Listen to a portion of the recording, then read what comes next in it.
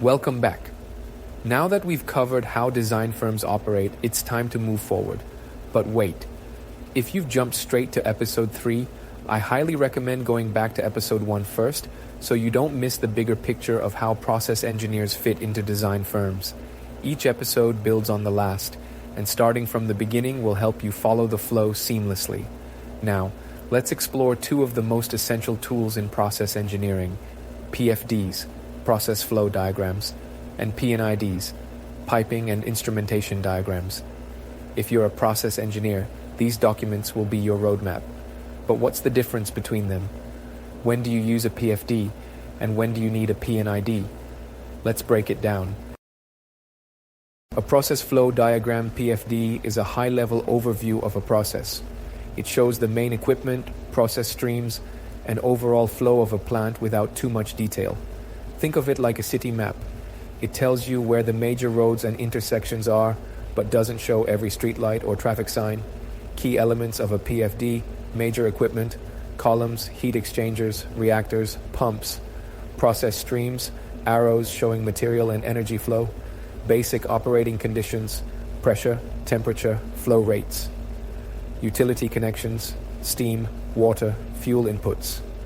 A PFD is used early in design to visualize the process and perform mass and energy balances, but it doesn't give enough detail for construction or troubleshooting. That's where a P&ID comes in. A piping and instrumentation diagram, P&ID, is the detailed engineering document.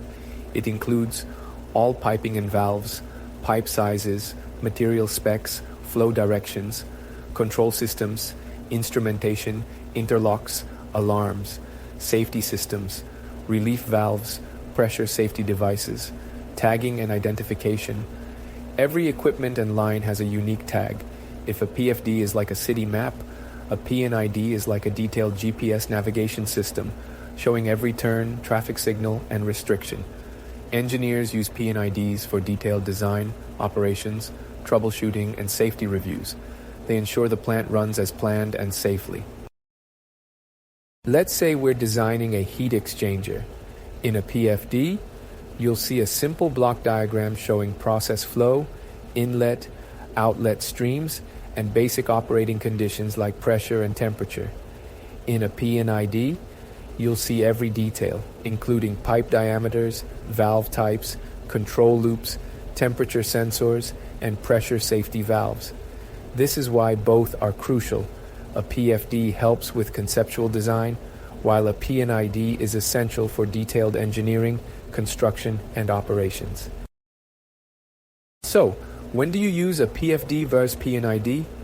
Use a PFD when developing mass and energy balances, discussing high-level process optimization, presenting an overview to management or clients.